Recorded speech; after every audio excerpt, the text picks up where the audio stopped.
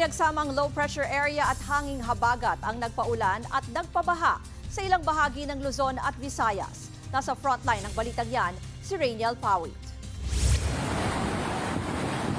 Umapaw ang Pula River Irrigation System sa Oriental Mindoro dahil sa walang tigil na ulan. May halong putik at troso ang rumaragasang tubig. Malakas din ang hangin at halos liparin ang mga tarapal ng ilang bahay sa bayan ng Pinamalayan.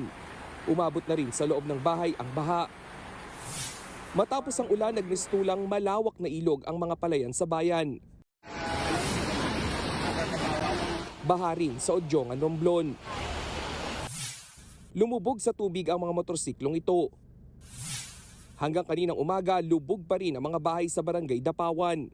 Nasa bubong na ang ilang mga residente.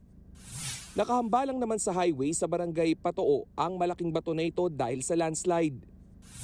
Puro troso rin ang kalsada kaya tuloy-tuloy ang clearing operations. Suspendido muna ang mga pasok sa eskwelahan at tanggapan ng gobyerno sa Odjongan. Grabing baha diri depita sa barangay Patag o. Binaha rin ang National Highway sa barangay Patag, Baybay City, Leyte. Wala tirik yung mga motor. Kaya mga kotse din na pwede diha. Low pressure area at hanging habagat ang nakaapekto sa malaking bahagi ng bansa. Huling namataan ng LPA sa Catbalogan City, Samar. Dahil sa dalawang weather systems, malalakas na ulan ang mararanasan sa Mimaropa, Batangas, Aklan, Antique, pati na rin sa Metro Manila, Bataan, bahagi ng Calabarzon at Masbate. Gayon din sa Western Visayas, Negros Occidental, Negros Oriental, Zamboanga Peninsula, Misamis Occidental, Lanao del Norte at Lanao del Sur. Inaabisuhan ng mga residente na maging alerto sa baha at landslide.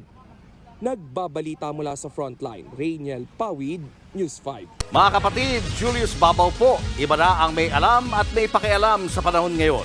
Para sa frontline ng mga balita, mag-follow at mag-subscribe sa social media pages ng News 5.